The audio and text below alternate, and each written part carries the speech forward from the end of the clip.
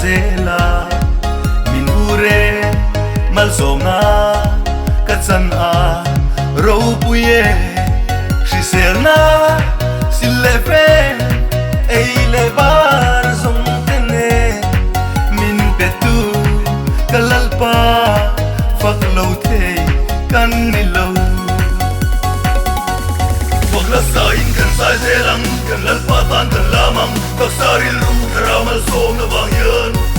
min sanam tu kan lalpan min mangai mani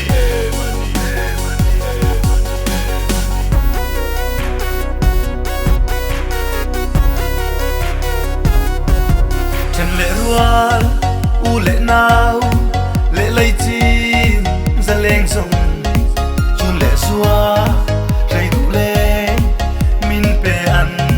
lu ngei mai ke mi suwa nung tak lo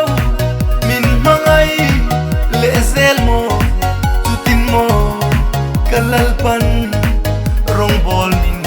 hal ve Sain kan sai zelang kan lalpa tan kan lamang kasaril ru ramal som na bangyan min sanam tu kan lalpan min mangai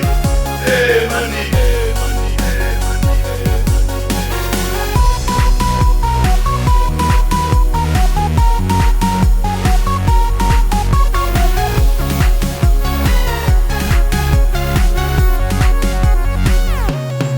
sum le pai le ro lu mal somna ka ton hi min pe tu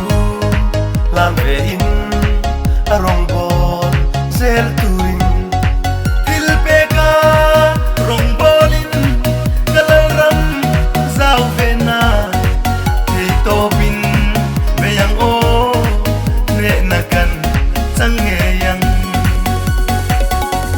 fakla sain kan sai zelang kan lalpa tan kan lamang kasaril ru ramal som na bangyan